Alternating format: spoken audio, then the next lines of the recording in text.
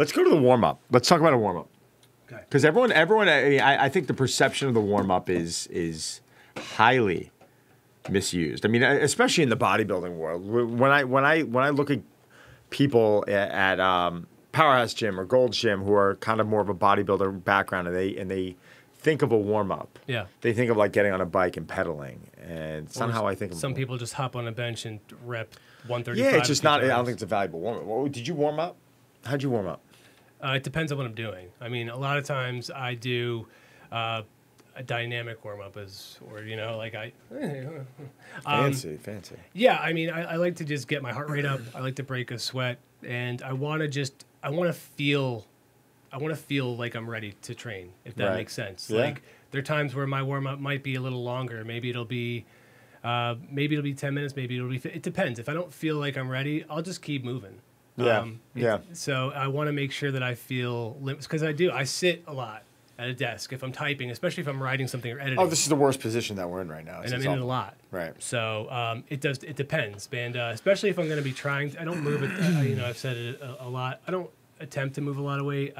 For me, what's relative to me, I don't move a lot of weight at all. But if I'm going to try that, I want to make sure that I'm ready for it because the next day, no matter what, if I succeed or fail, I still got to get up and go to work. Yeah. So it's important to me that I don't have to hobble there or go in a full body cast. Well, what's unfortunate is that you see a progression in there's a cost to doing business when it comes to training. Yes, training, working out, running, it can be incredibly beneficial to the body, but there's a cost. The more volume you do, there's a cost. The more you want to train, there's a cost. So you can take something that's really good for you, and it could become bad in times. I mean, how many athletes do you see that are banged up? How many bodybuilders do you see? I mean, look at Ronnie Coleman, for instance. It's like, the poor guy has had 50 surgeries in the last, or however many. I'm probably not too far off. I mean, he's one of my favorite bodybuilders to ever watch because he was just so vibrant and he was so friendly. But a warm-up, a dynamic warm-up, something focusing on mobility could really put a lot of athletes in a much different position. Spend 5 to 7 minutes working on it. Now, I don't want to go too far over the time limit, but what is and maybe it might vary by the person, but sure.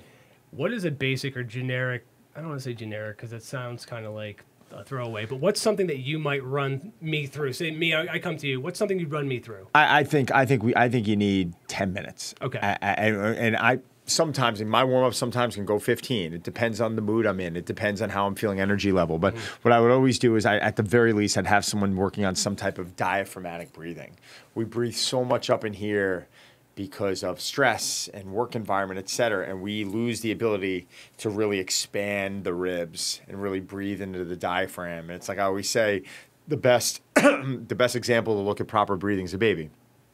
You'll see that the tummy rise and lower. So spending 2 minutes working on that is not going to cut into a lot of time. And then, maybe another 2 minutes on the foam roller, which is still fast, but it's just an example, 2 to 3 minutes on the foam roller that you don't need a lot of time, but just getting a little tissue work. And then after that, the remaining time, focus on working on dynamic stretches that are going to, loosen up the hips, loosen up the thoracic rotation, loosening up thoracic extension, maybe a little shoulder mobility, 4 or 5 movements, and you're ready to go. And you worked up a little bit of a sweat, your body temperature's up, and you're primed and ready to get into those positions that you're trying to get into during your workout. So whether it's legs or chest or back, whatever it is, if it's body parts or if it's full bodies, which a lot more people are doing now, we could discuss that one day. I think those warm-ups are well more targeted, not only helping recovery, but to help the individual get primed and prepared for that activity.